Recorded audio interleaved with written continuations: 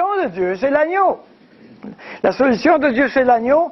Et là, je vais introduire un nouveau mot qui s'appelle la substitution.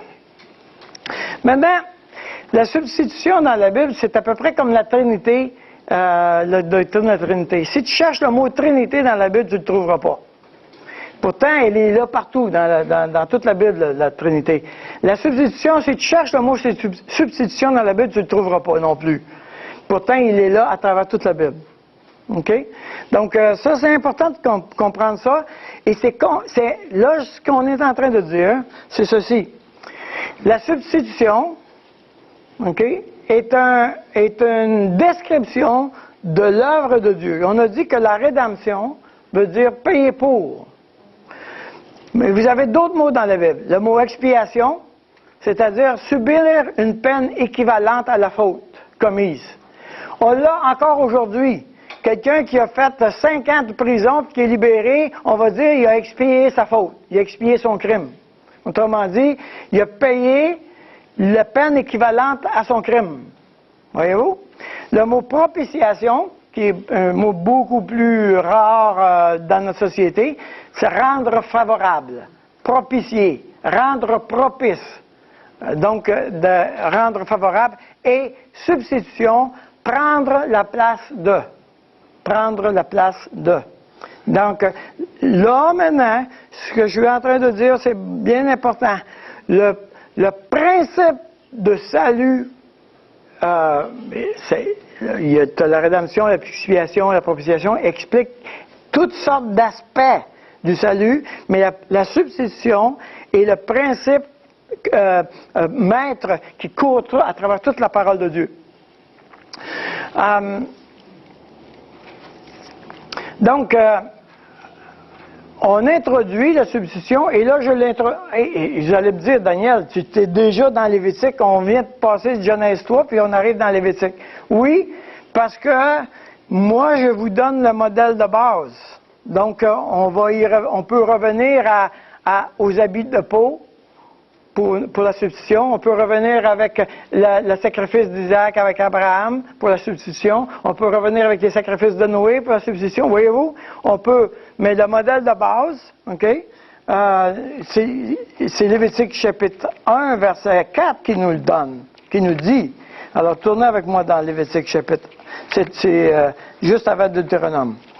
Alors, il s'est dit quelque chose d'important ici. Ça dit, mettons qu'on commence avec au verset 2. « Parle aux enfants d'Israël et dis-leur, lorsque quelqu'un d'entre vous fera une offrande à l'Éternel, il offrira du bétail, du gros et du menu.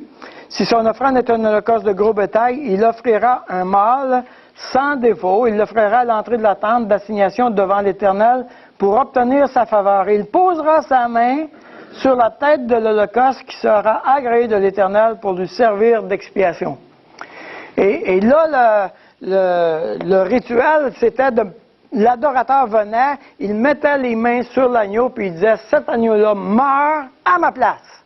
Parce que c'est moi qui devrais mourir. Donc cet agneau-là meurt à ma place. OK? Et pendant 2000 ans, ils ont mis la main sur la tête des agneaux pendant 2000 ans. OK? Jusqu'à ce qu'un jour, Jean-Baptiste dise, voici l'agneau de Dieu, en présentant Jésus. Voici l'agneau de Dieu. Alors, tout le monde a bien compris. Ça fait 2000 ans qu'ils mettent les mains sur l'agneau. Et ils ont pogné l'idée, hein? Voici l'agneau de Dieu. Voici lui qui va mourir pour nos péchés. C'est lui, ça. Il pointe Jésus. Voici l'agneau de Dieu. Et cet agneau de Dieu-là, je devrais aussi, encore aujourd'hui, mettre les mains sur la tête de l'agneau de Dieu, c'est-à-dire sur Jésus-Christ, puis dire, Jésus meurt à cause de moi. On fait la même chose encore aujourd'hui. C'est toujours l'agneau, OK? On parle d'une révélation progressive. Dieu nous a donné une image puis pour expliquer qui il est et qu'est-ce qu'il ferait. Et aujourd'hui, on est en train de dire, voici l'agneau de Dieu, je mets les mains sur la tête et lui va le faire à ma place. Donc, substitution. Et enfin, l'agneau victorieux, c'est-à-dire que dans Apocalypse 5:12, ça dit que cet agneau-là a la pleine victoire, il a obtenu la pleine réparation des dommages que nous avons causés dans Genèse chapitre 1 et 2. Ça va? Amen. Ça, c'est le message de base. Okay? Toutes les autres affaires, on va les rajouter en cours de route. Mais j'aimerais ici introduire une application. J'aimerais introduire une application. C'est-à-dire, toi puis moi, même si on a accepté le Seigneur, là, toi puis moi, on a un problème dans la vie. On a un problème là, une difficulté là. Moi, j'ai encore fait ça ce matin même. OK? Voici ce que j'ai fait. Alors, la Bible nous dit que le cœur de la question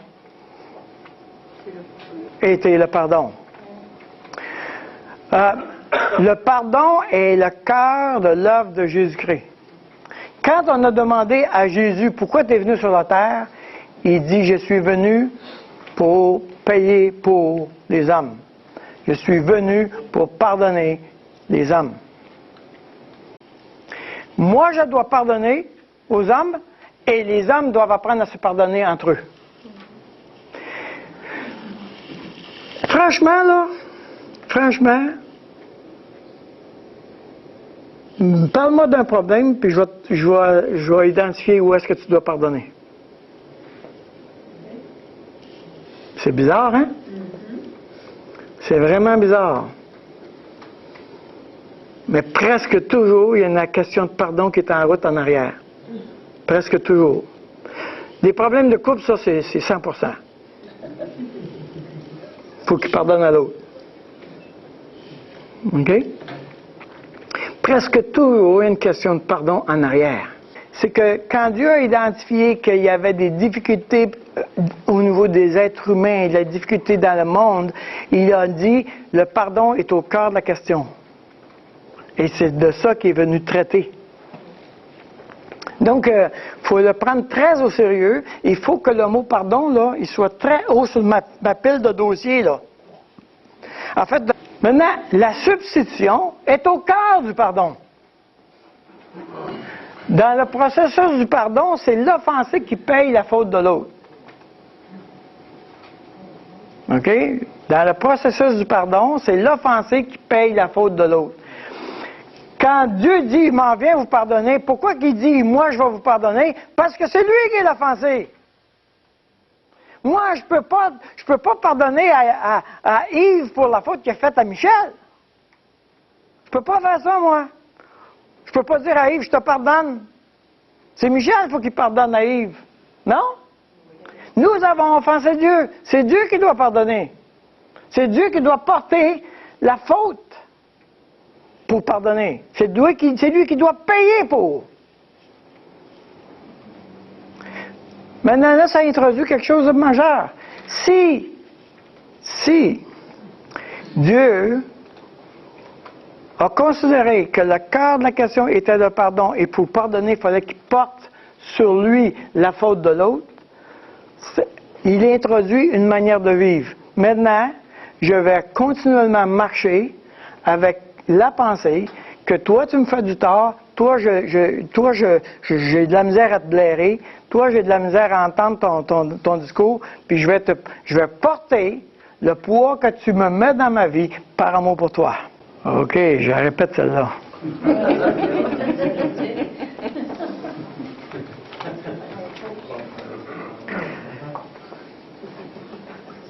Tous nos problèmes relationnels et toutes les difficultés que nous avons avec les autres, si j'ai de la misère avec quelqu'un, si cette personne-là me parle mal, si cette personne-là me fait du tort, OK?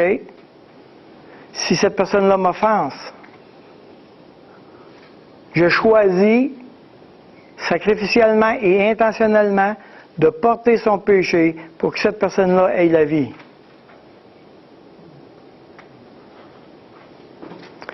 Autrement dit, le disciple n'est pas plus grand que le maître. Moi, comme croyant, je devrais faire aussi le travail de porter le péché des autres. Mais le prix à payer, c'est ta vie. C'est ta vie.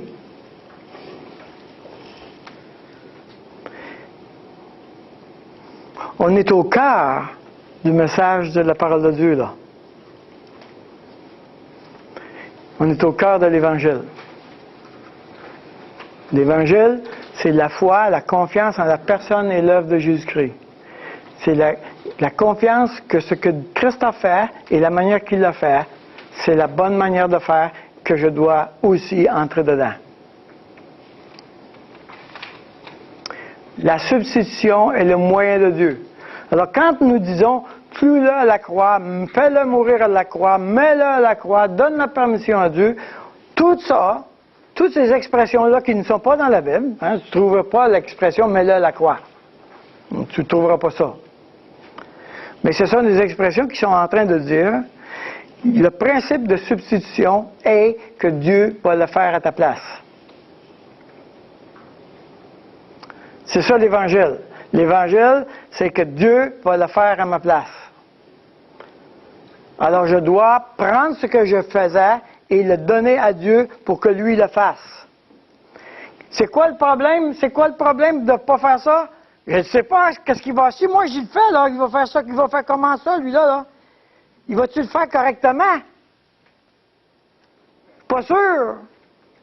Hein? J'ai de la misère. Je suis d'accord avec le principe avec ma tête. Non, tout le monde est d'accord sur ce principe-là. Mais de le faire, de prendre la chose et le donner à Dieu, c'est-à-dire que je ne l'ai plus dans mes mains, que j'ai perdu le contrôle complètement maintenant, c'est Dieu qui le fait. Hein?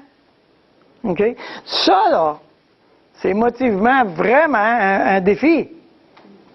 Qu'est-ce qu'il va faire avec ma vie? Dieu prend ma vie. Wow, wow, wow! Attends une minute, là. Avant que je signe le contrat, il faudrait que je regarde une petite ligne. Qu'est-ce que tu vas faire avec ma vie? Je voudrais voir si je suis d'accord de faire ça. J'aimerais de pouvoir donner mon approbation. Je te donne ma vie.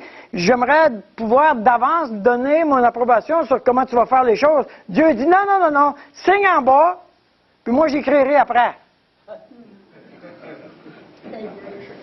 C'est ça que Dieu veut. C'est ça la foi.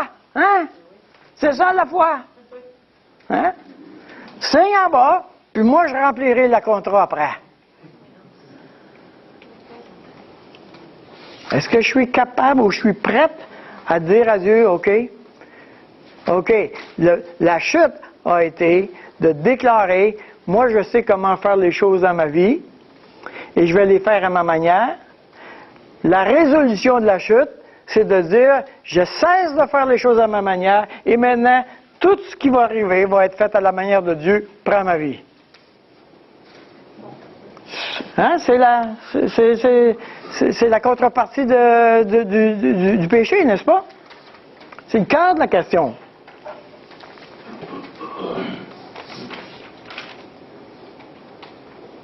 Donc, le pardon se fait par la substitution, et la substitution est la manière de faire toutes les affaires. Si je te dis pardonne, OK? La prochaine question, ça va être, comment on fait ça? Et la réponse, ça va être, prends la place de. Ça va être ça la réponse.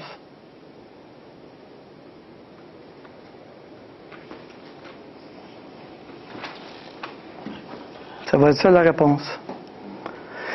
Nous faisons donc les fonctions d'ambassadeurs pour Christ comme si Dieu exerçait par nous. Nous vous en supplions au nom de Christ, soyez réconciliés avec Dieu.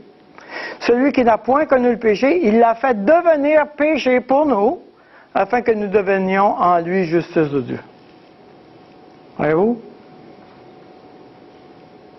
Le cœur de l'Évangile. Alors, si nous voulons être des bons ambassadeurs, nous allons nous approprier le principe de la substitution dans nos vies personnelles. OK? Ce matin même, je me suis levé puis j'étais enragé. Bon, ça arrive pas très souvent, là. 364 jours peut-être par année. Non, j'exagère. Mais j'étais, en dedans de moi, là, j'avais de la colère. Parce que quelqu'un qui me fait du tort présentement. Puis c'est pas juste. Puis là, je dis, ouais, Et de la faim, hein? Je vais aller prêcher en ragé noir. Ça va pas bien à shop. Hein? Et puis c'est pas le fun d'écouter quelqu'un enragé, hein? Qu'est-ce que j'ai fait? J'ai pris ma colère. OK? J'ai pris ma colère et je l'ai mis à la croix. Amen. Hein? J'ai pris ma colère et je l'ai mis à la croix. Savez-vous quoi, la bonne nouvelle? Je suis pas en colère pantoute maintenant. L'autre, il n'a pas continué. Il a continué de me faire du tort. S'entends-tu, là? Ben moi, je suis en paix. Je suis libéré parce que maintenant, je n'ai plus à m'occuper de me faire le droit à moi-même. Dieu va s'en occuper et que je ne voudrais pas être dans sa peau. Hein? Ce que je suis en train de vous dire, là, c'est que ce principe-là de substitution, ça marche à toutes. Je dirais, je l'utilise à peu près à toutes les demi-heures. Et ce que je veux dire, c'est qu'il faut que ça soit en permanence dans ta tête. En permanence dans ta tête. Tout le temps, Dieu veut le faire à ma place. Dieu veut le faire à ma place. Dieu veut le faire à ma place. Arrête d'essayer de le faire. Arrête d'essayer de le faire. Quand ça commence à être dur, on va dire, je suis en train de le faire encore. Bon. Quand tu commences à avoir des ulcères d'estomac, tu es en train d'essayer de le faire encore. Quand tu commences à être enragé, tu es en train d'essayer de le faire encore. Quand ta pensée t'obsède, il y a toujours cette pensée-là, cette personne-là, gna gna gna gna gna gna gna gna gna. OK? Tu essayes de le faire encore.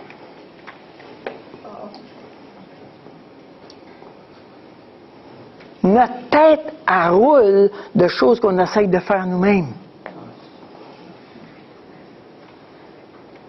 Le salut, la Bible a dit, marcher de progrès en progrès. Le salut, c'est d'être capable de s'approprier ça. Cette capacité de laisser Dieu le faire à ma place.